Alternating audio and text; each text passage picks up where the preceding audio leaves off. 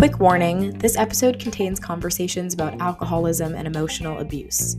Listener discretion is advised.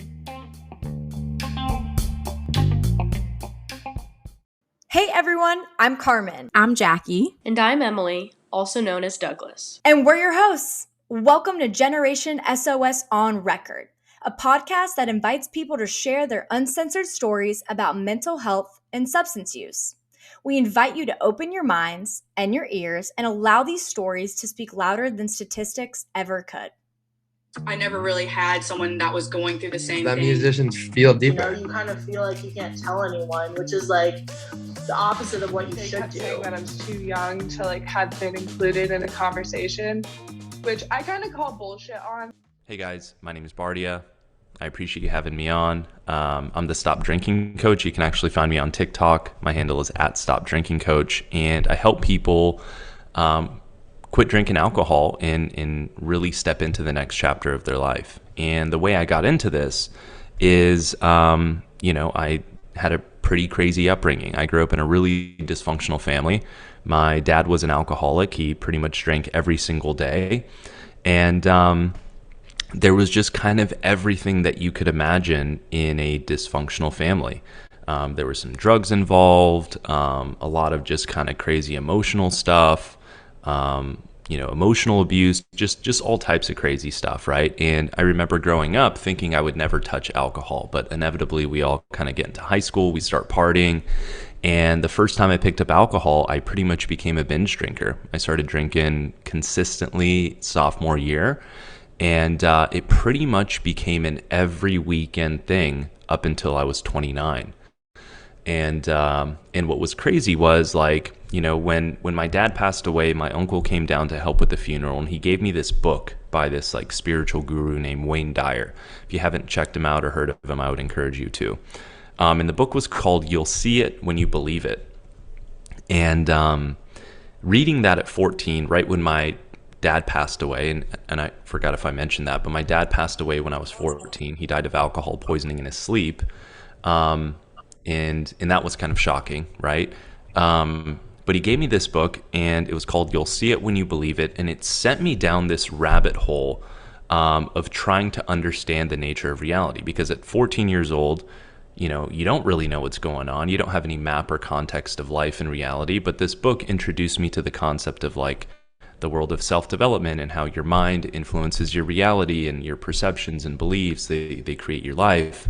And that was really interesting to me, reading that at 14. And so I really went down this deep rabbit hole of trying to understand spirituality and philosophy and personal development. I explored a lot of different religions, and I really became fascinated with trying to understand, the meaning of life, the meaning and purpose of life.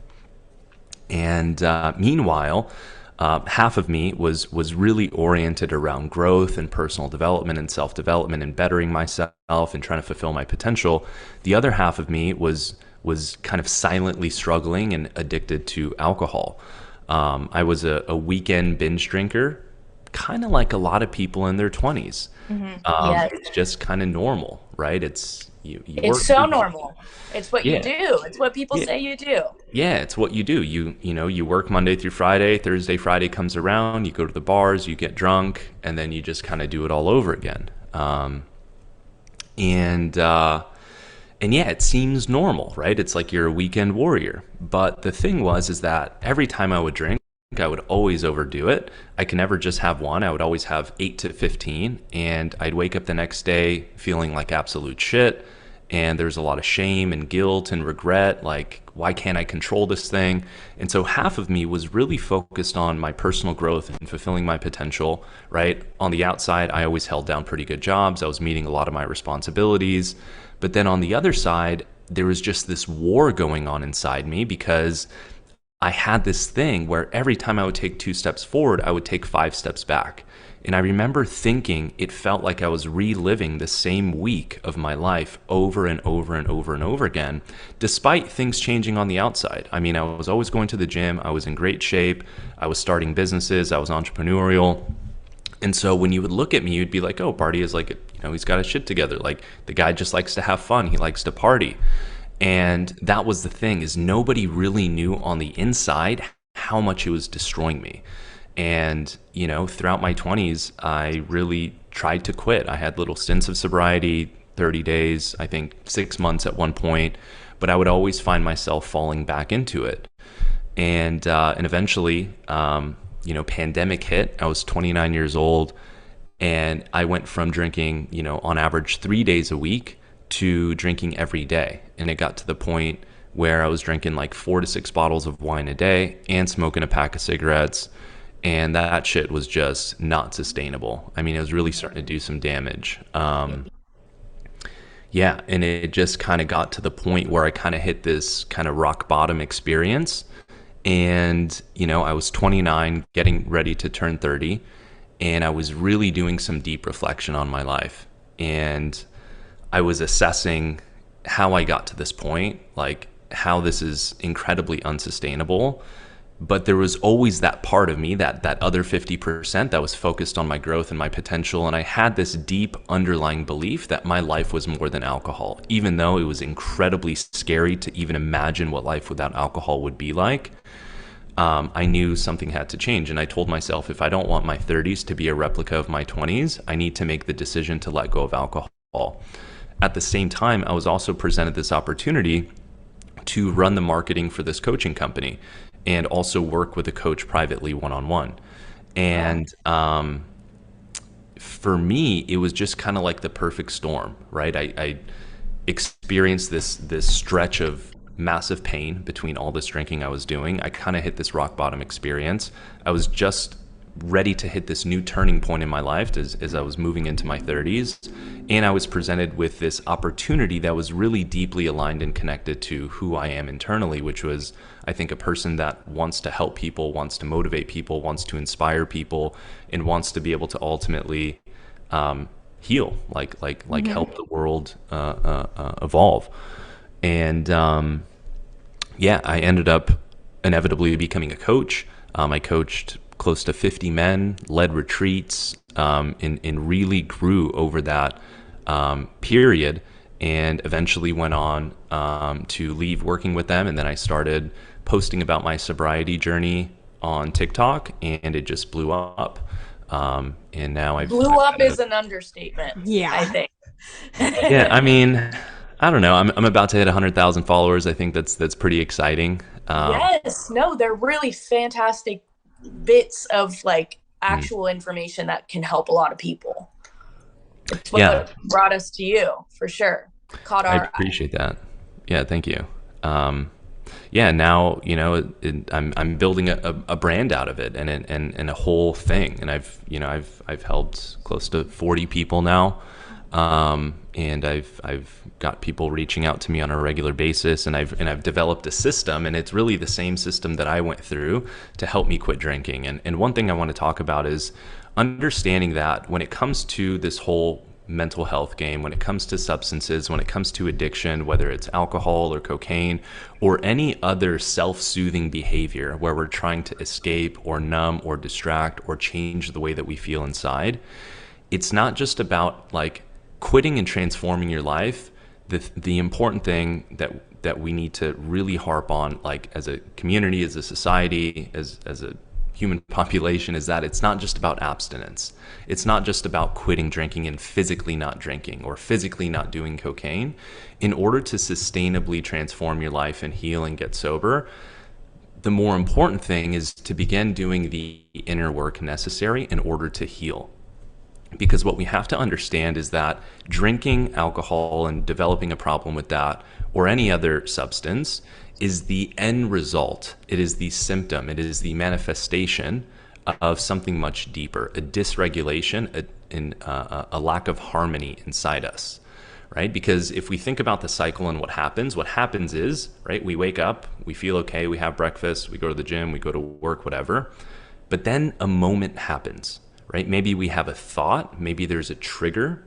And then what happens is inside of us, there is a change in our emotional state. Maybe all of a sudden we start to feel anxious. Maybe we start to have a craving because there's a trigger. Maybe we get angry. Maybe we get frustrated. Maybe we really start to feel lonely or sad, or like we feel disconnected or that nobody understands us.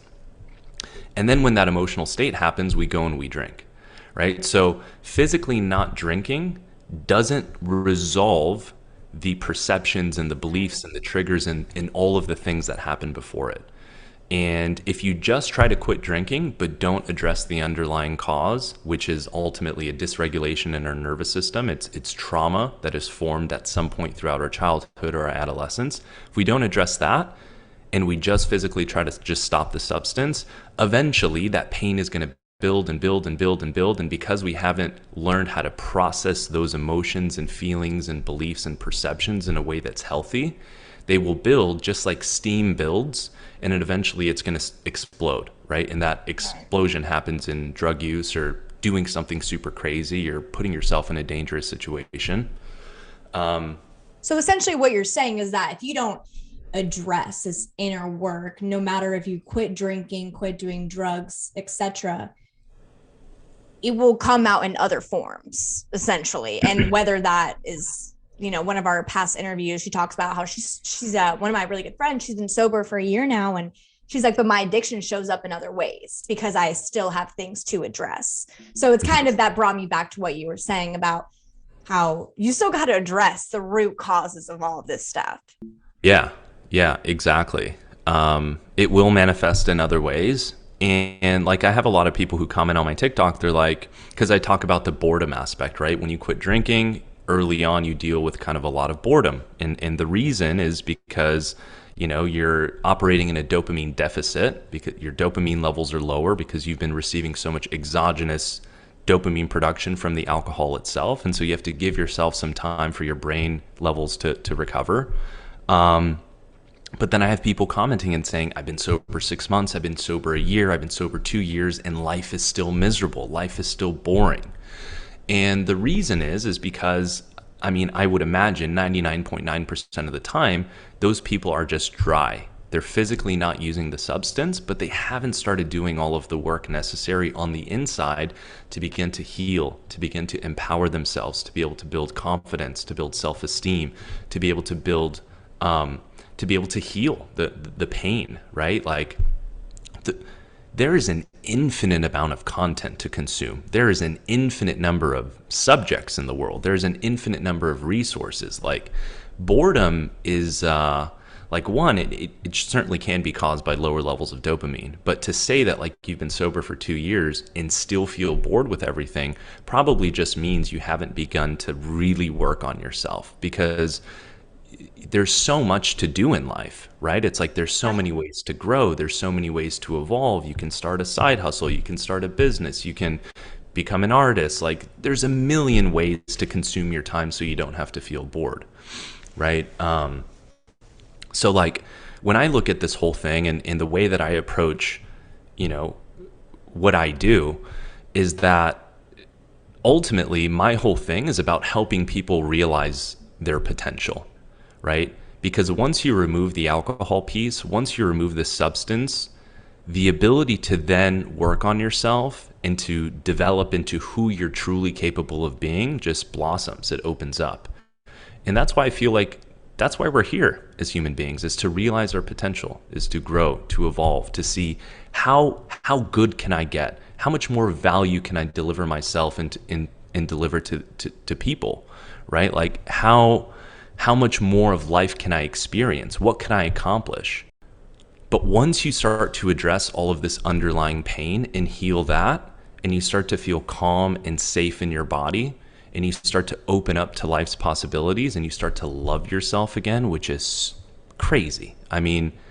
You hear about that all the time. Like, oh, you can't be in a relationship and you can't love somebody until you love yourself. Like, we've all heard this. Yeah. And I didn't really know what that meant until I really started to go through this journey, and I could look in the mirror and love the guy that I see.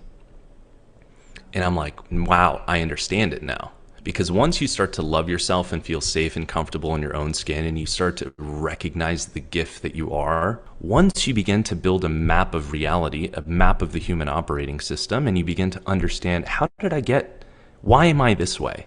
Why am I closed off emotionally? Why am I afraid of things? Why don't I believe in myself? Why do I feel like everybody's out trying to fuck me? Like, try to get, ruin me, whatever. Once you start to build a map of all these things, and you begin to work on this process of like healing, the desire to go out and systematically destroy yourself through drugs and alcohol will begin to disappear. And that's really important to realize. Like our culture has normalized going out and getting fucked up. Our culture has normalized drinking and doing cocaine and just constantly drugging yourself. And now, don't get me wrong. Like, you know, there was times I had fun when I was drinking. Like, why not? Like, it floods your brain with dopamine. It makes you feel euphoric. Like, if there were no negative downstream effects or consequences to taking drugs, everybody would take them from time to time. Right. But the reality is that if you want to live a long, healthy life, if you want to explore your potential, if you want to, you know, truly maximize this gift of life, you have to realize that those things are unsustainable and they're a slippery slope because, you know, once you start fucking with dopamine of any kind, with whatever substance it is, porn, gambling, sex, gaming, alcohol, cocaine, whatever it is, like there's a high possibility of addiction there because dopamine, like the way doctors and scientists determine the addictive potential of anything is by how much dopamine it produces in the brain. So anything that produces dopamine, even scrolling, TikTok produces a lot of dopamine because it's really short form, and every time you see something new, the algorithm is designed to deliver you like hyper specific content that you think you're gonna like, and every time you scroll, you get a little hit. Right? So fucking with dopamine is a slippery slope. So you talked about emotional triggers and drinking or using substances. How have you dealt with emotional triggers now that you are sober? That's a really good one. So one of the first things that I did once I started this journey is I started to meditate. Meditation is, without a shadow of a doubt, the single most powerful, transformative practice that anybody can begin implementing into their life. Because what meditation ultimately teaches us is that who we actually are fundamentally, beyond the conditioning, beyond the mind, beyond the ego, beyond the stories of I'm Carmen and I'm Bardia and I'm Emily and this is where I grew up and this is how old I am and this is where I went to school, beyond all that, who you fundamentally are is awareness, your consciousness. You are the observer, infinitely connected to the present moment. And that is what you actually are. Everything else is a story. And what you're doing here is, through meditation, is you're beginning to develop this distinct awareness, this reality that you are not the mind and you are not the body. You are the observer of both. So the way I like to break it down, and the way I break it down to my clients, is that there's 3 layers of reality. The top layer of reality, right, if we were to kind of look down, is the consciousness, the witness, the observer. Okay, and this is who you truly fundamentally are, is you are the awareness connected to the present moment. Then we have the mind, which is like the computer program. It's like the software, the operating system, almost like Windows or Mac, right? And it contains all of the lines of code to be able to allow this thing to be experienced, right? And every memory and every experience and everything that's ever happened gets recorded as a line of code. Then we have the body, which is like the vehicle, the hardware, and it houses the feelings and emotions and is the house for everything. So if who we actually are is the observer, the witness, the consciousness, but we have a mind and we have a body, then what meditation allows us to do is to begin creating a relationship to where we understand that what happens in our mind and what happens in our body, we don't have to buy into that. We don't have to listen to those stories. Even if we have certain feelings and emotions, we can allow them to be. We can hold space for those things. So the way I deal with feelings and triggers, and I know that was a deep answer for maybe a simple question. Oh, I like that. Yeah, that was important. That's important, though. Yeah, but continue. Yeah, understanding the real context of meditation is important because we've all kind of heard about it within the world of like healing and growth and self-development and yoga and stuff like that. And then we try to sit down and we do it, and the idea is that I'm just going to close my eyes and not think of anything, and you discover that's virtually impossible, and you're like, fuck this. Yes. I'm not good at it. And so you just forget about it. But the very act of sitting down and like understand too with meditation, like have compassion and patience with yourself, because almost nobody can sit down and quiet their mind altogether. Like it takes weeks, months of meditation to get to a place where you can actually be quiet for like 30 seconds. It helps you become kind of the watcher of the movie rather than feeling like you're stuck in the movie, right? That's ultimately what a lot of this is. Like I think that maybe the spiritual path or the enlightenment path or whatever you want to label it or whatever is slowly but surely coming into a process where you become the noticer, the watcher, and the observer, rather than the one that's stuck in the tornado of the chaos, right? And in the beginning, especially as a young person who maybe similar to me and maybe you guys too, I don't know your backgrounds, but grew up in a crazy dysfunctional family and your emotional needs weren't met and all types of crazy stuff was going on, you feel like what's inside you is a tornado of chaos, and you're identified with it. It is all you know. It is every cell of your being, and that's overwhelming. And when you haven't learned how to sort of navigate those things, and all of that emotion has built up, and it's built up for years and years, the only way you know how is to go drink alcohol, as an example, or to use another drug or cut yourself or whatever it might be, because it provides a temporary source of relief. But what we have to understand is that if like we can't go for the temporary source of relief, because that will ultimately destroy us. There is no such thing as a temporary source of relief, because like there's no free lunch in nature. Tim Ferriss, who's this great author, said that. He says you can't take from something expecting there not to be an equal and opposite reaction on the other side, right? So when it comes to alcohol, you can't expect to drink a ton of alcohol and to feel really good in the moment, right? And not have any repercussions, because what you're doing is you're feeling extra good in the moment at the expense of your future. And it may seem like that's fun or exciting in the beginning, but I mean, I can tell you firsthand that what starts out fun and exciting for a lot of these things, especially as a young individual, like they really start to build up and hook their claws into every aspect of your life and really starts destroying everything. So it's like if you're at a place where you feel like you need help or support, you should reach out. Like put the pride away, put the ego away.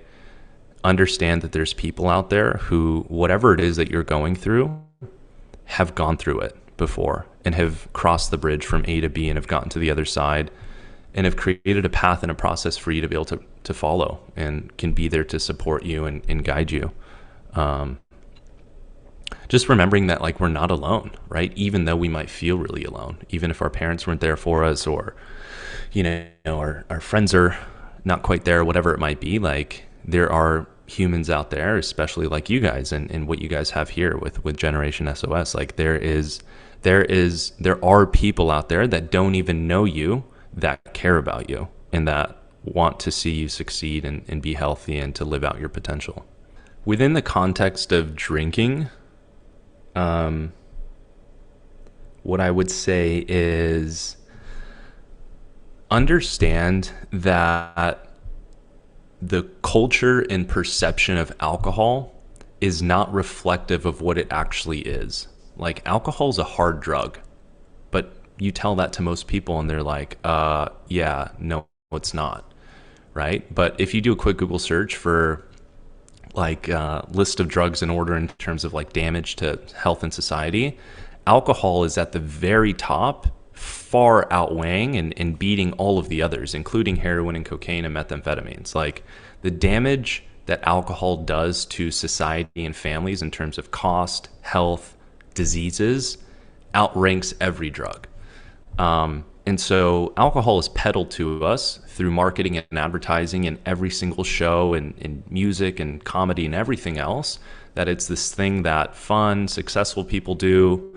It's for relaxation. It's for having a good time. It's for, social experiences. It makes sex better, like whatever, right? There's a million ways it's marketed to us, but you're dealing with something that has a really high addictive potential, both physically and emotionally. And it's a slippery slope, right? If you go to Google and you type in like number of people who suffer from alcohol use disorder, alcoholism, or whatever, I'm convinced that the numbers are really low. It says like 10% of people who drink have a problematic relationship, and I think it's way higher. Yeah, I think it's way higher, especially you look at somebody in their 20s, like at least 40% are overdoing it every time they drink. 100%. Yes. Yeah. Yes. And so the thing about alcohol is that there's an invisible line that once you cross it, there's no really going back. Like once you cross that invisible line and you get to the point where now you're blacking out, once you go from being able to have 1 to 2 and then stopping and being done with it into that space where now it's become problematic, you can't go back to just having 1 or 2. Like there's no controlling it. And so slowly but surely, it's going to become a slipperier and slipperier slope. And what you have to understand about alcohol is that it's a slow burn drug. So you won't maybe like you notice the consequences and the effects the next day when you wake up, or for the next few days. You feel shame and guilty, and you feel like shit and low energy, and you have brain fog. But it's one of those things where you can still go to work, you can still go to the gym, you can still have a relationship, especially when you're young and you heal so quickly, right? You recover fast. But you keep doing that over a 10, 20, 30-year period, and all of a sudden you wake up and you're 40 and 50, and you're like, what the fuck happened to my life? You haven't reached the goals that you've wanted to. You're probably a little bit overweight. You haven't truly stepped into your potential as a human being. You've probably wasted tens of thousands of dollars on alcohol that you could have put into retirement or the stock market or something else. So financially, you're going to be behind. And it's just one of those slow burn drugs that slowly but surely steals your potential. So yeah, the world that we live in is crazy in the sense that we feel like we need alcohol to socialize and to experience that part of life, but it's just not true. Everything that people do drinking, you can do sober. And then and then the last thing I would leave you with is that I think it's really important to really begin doubling down on your healing and your personal growth. Like, I feel like the reason we're here as human beings is to evolve, is to fulfill our potential. And ultimately, happiness is tied to progress. So if you don't feel like you're making progress in life, it's hard to be happy. But when you have a clear vision for your future, even if you don't know exactly what you want, as long as you have sort of a compass that you're moving towards that feels meaningful, authentic, and exciting to you, that will help carry you forward. Because when you don't have that clear vision for your future or what you want out of life, then you're just kind of going to float. You're just going to kind of be in limbo and just wherever the wind takes you. And I don't think that's the best way to live. I think having an understanding of where you're going is important. Yeah.